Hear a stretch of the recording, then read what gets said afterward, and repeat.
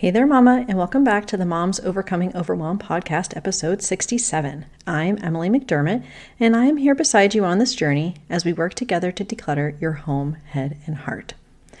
I have gone through many seasons of anxiety and overwhelm in my motherhood, and after the birth of my second son, I had postpartum anxiety where I felt this undercurrent of unease all the time. I had trouble making basic decisions, and it was one of the hardest times in my life. And since then, I have had different phases of anxiety and overwhelm, which is one of the reasons that decluttering and simplicity is so important to help me find sanity in this crazy world.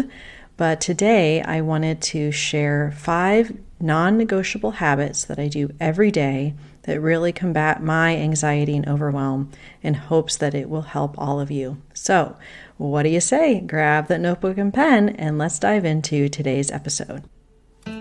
Hey there, Mama. Are you tired of all the stuff crowding your home, calendar, and mind? Do you wish you could say goodbye to the endless to-do list running around in your head? Want to declutter but don't know where to start? You're in the right place. Welcome to Moms Overcoming Overwhelm, where you will find proven and practical solutions to declutter your home, head, and heart. Hi, I'm Emily, a wife, boy mom, and simplicity seeker. I struggled to get pregnant and felt overwhelmed until I discovered decluttering could create the physical and emotional space I needed to become a mom. Now, 2 kids later, I've transformed my life and motherhood by developing simple systems around decluttering, capsule wardrobes, kid stuff, cleaning and tidying, meal planning, time management, and more, and I can't wait to share them with you. If you're ready to reclaim the time and energy you crave, be present with your kids, and finally enjoy the life and motherhood you so deserve, let's kick overwhelm to the curb, shall we? Grab your lukewarm coffee, your notebook and pen, and clear off some counter space. Let's do this. I am always very excited to answer any questions about decluttering, minimalism, simplicity, you name it. And if you go to the show notes today, you'll find a link for you to leave me a SpeakPipe voice message so I can answer your questions directly. Over the next couple of weeks doing my solo episodes, I'm going to be answering some of the most frequently asked questions that I get from all of you. So if you want your question to be included, go ahead and check out the show notes. You can also email me at info.simplebyemmy.com or find me on Instagram, on Facebook, all the places, and I would be more than happy to answer those questions. And I'm very excited to jump into these 5 daily non-negotiable habits. Again, this has really been an evolution over time, and I'm finding myself in a really great place, but it hasn't always been that way. So we're going to jump right in to my first, which is kind of a cluster of habits, which are all about my core health habits. And so that would include sleep as being the number one thing. Now, I know in various seasons of our motherhood, we don't get sleep or we get very limited sleep. So all of this is depending on where you are in your current motherhood season. But for me, my boys are sleeping through the night 99% of the time, which is great. But I start shutting down my technology before bed. I want at least 20 minutes before to really be preparing my mind and body to go to sleep. And we have blackout shades in our room. We also have lights that can be turned to like a red color, so it's not the bright lights. So that really helps me to get the sleep that I need. And another aspect is just gentle movement. Now, for 2+ years straight, I did strength training like 4 or 5 days a week. And I've cut back on that because I realized it was a huge strain on my body particularly. So I am still doing some of that, but now I'm doing more dance and walking and things that I really enjoy because of the mental health benefits. So even if it's like 10 or 15 minutes, just getting outside, going for a walk, back when the boys were in strollers, of course, taking them, putting them in the carrier, any kind of gentle movement can really help you with that mental health benefit. The other thing that has been kind of new in my routine is using some supplements to help with my stress response. Now, obviously, I'm not a doctor, but if you would want to check, mine recommended ashwagandha and then also magnesium. So I've been using Magnesium Breakthrough, which was recommended by my friend Julia Obenga, and I've noticed a huge difference with how calm I feel and just really my ability to be resilient with stress in general. And the last thing, which I still struggle with a bit, but I'm working on it, is hydration, just making sure that I'm drinking more water than tea, because my go-to is my chai tea latte, but knowing how that water really helps my body. So those are all kind of the core health habits that I have been trying to keep on a daily basis. So the second habit are my daily routines and resets. And I've spoken about these in various episodes, so I'm going to refer to them and also link them in the show notes. If you've been here for any length of time, you know that I have a daily laundry routine, which I talk about in episode 26, Loathe Laundry, Learn to Love It with my 20-minute system. And that really helps me not feel anxious and overwhelmed about the state of the house. I feel like if I'm on top of the laundry, even if something in the house is a little bit dusty, I'm okay with it because laundry has always been a source of stress for me. Also, I do resets during the day. I do a morning reset of my bedroom and then also the kitchen. Also do an evening reset of the kitchen, the living spaces.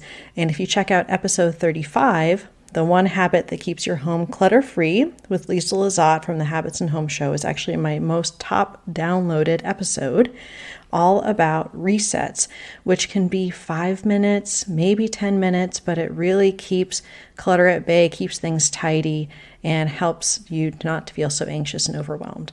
Also, paper is a huge thing, especially now that we're fully into the swing of the school year. We have paper coming home every single day. And in episode 28, Are You Constantly Shuffling Around Piles of Papers? Steal My No-Fail Paper Processing Routine. I talk all about what I do specifically to process papers every day or every other day, because that not only do you feel the overwhelm of the actual pile of paper, but then you're worried that you are missing something in the process. The other thing when it comes to daily routines and resets is having this concept of floor and ceiling. Floor is kind of like the minimum amount of something that you want to do, whether it be cleaning or tidying or laundry or any of those things. And then ceiling is if things are going super well, there's no interruptions, and you can get done what you need to get done.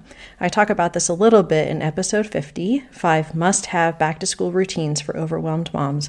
And that really helps you not to feel bad about what you're able or not able to get done, because you're able to have that, well, at least if I can wipe off the kitchen counter, that can be my evening reset, even if I don't get to wipe off the other surfaces or start the dishwasher or something like that.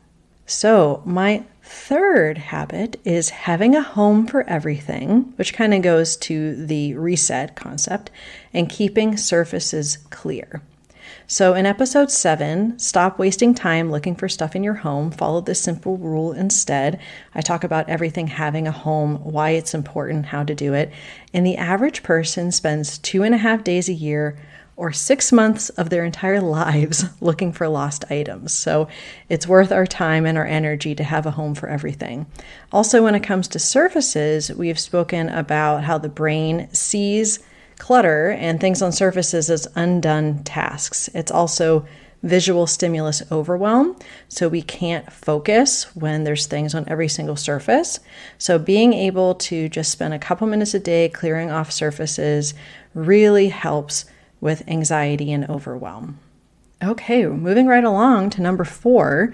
This is a biggie, especially for this time of the year as we're kind of ending 2023, looking forward to 2024. It is using my planner. Now, I use the Thriving in Motherhood Planner, and I have a link in the show notes, and I love it for a variety of reasons. But one of the reasons that I love it is because there's something called context-based to-do. So I'm able to take the things on my to-do list, put it in context of home, work, errands, phone calls, computer tasks, and then I'm able to pick designated amounts of time to focus on those things. I'm also able to do time blocking and visually see how I'm spending my time. I talk more about this in episode 40, too tired to tackle your to-do list, you're probably not doing these 3 things.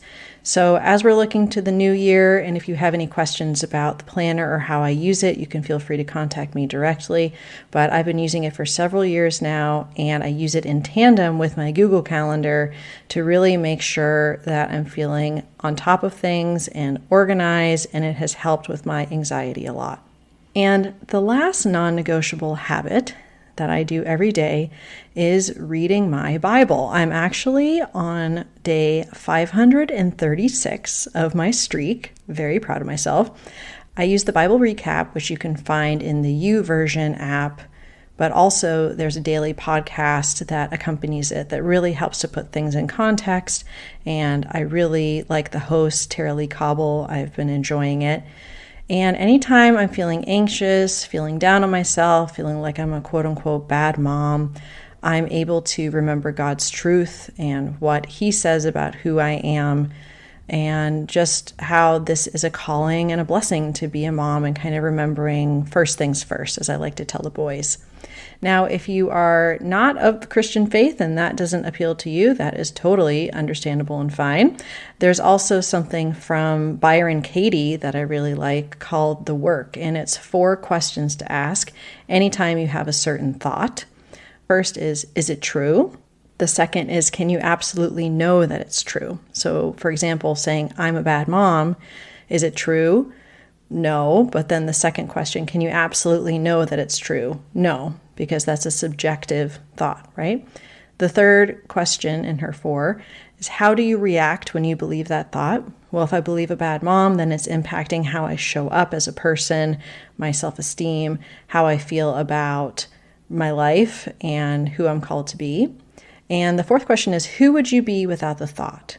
And without the thought of thinking I'm a bad mom, I would feel free, I would feel competent, I would be happier than if I think that.